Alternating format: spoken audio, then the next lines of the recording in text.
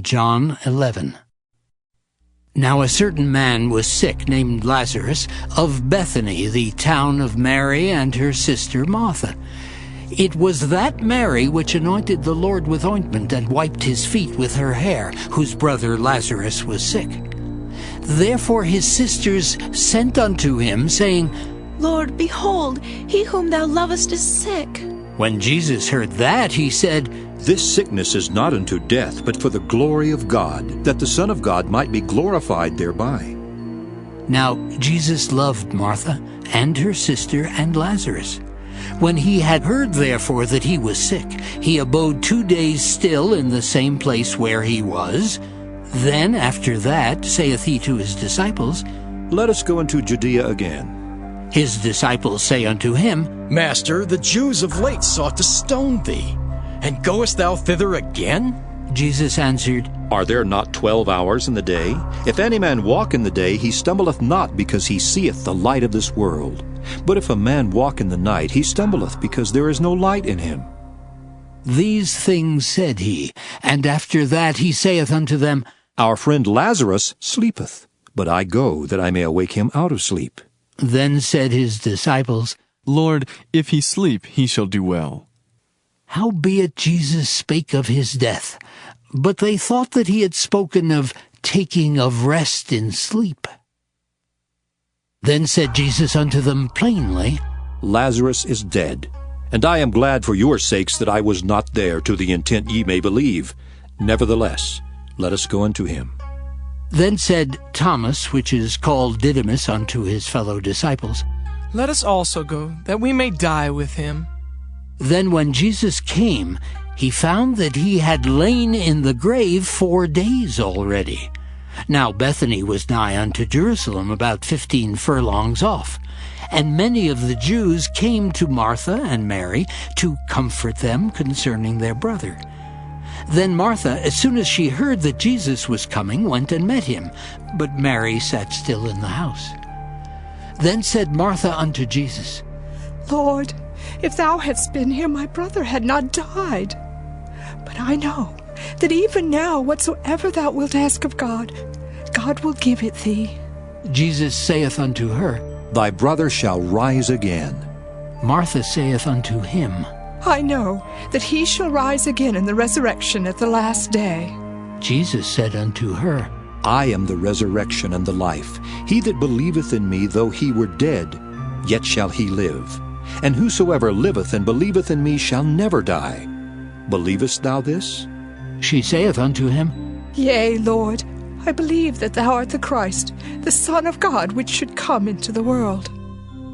And when she had so said, she went her way and called Mary, her sister, secretly, saying, The Master is come, and calleth for thee. As soon as she heard that, she arose quickly and came unto him.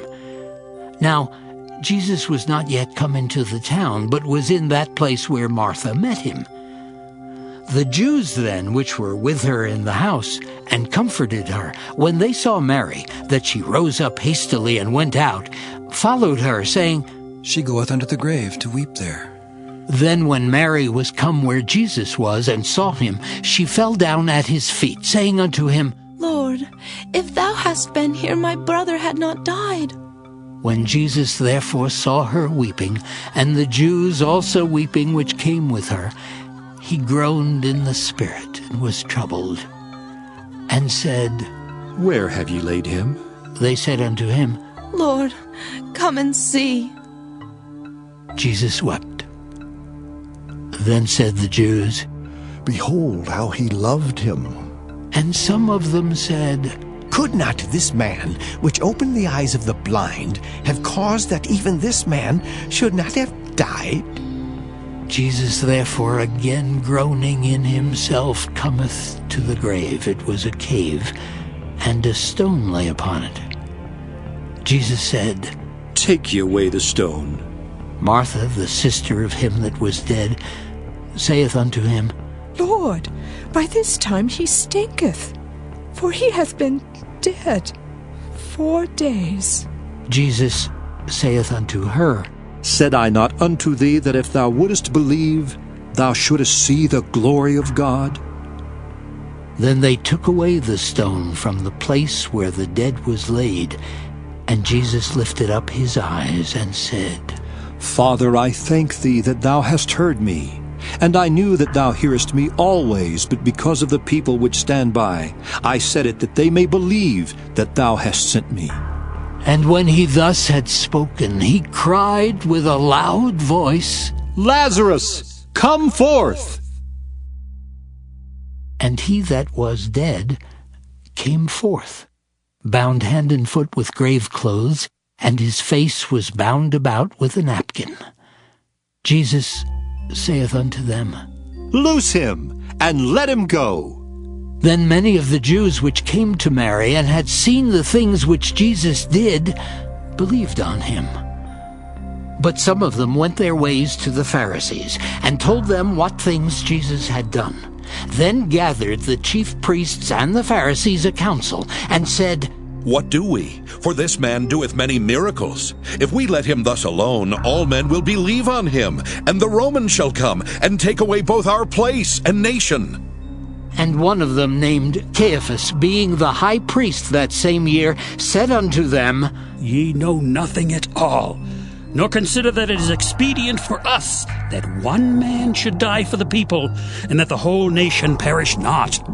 And this spake he not of himself, but being high priest that year, he prophesied that Jesus should die for that nation, and not for that nation only, but that also he should gather together in one the children of God that were scattered abroad.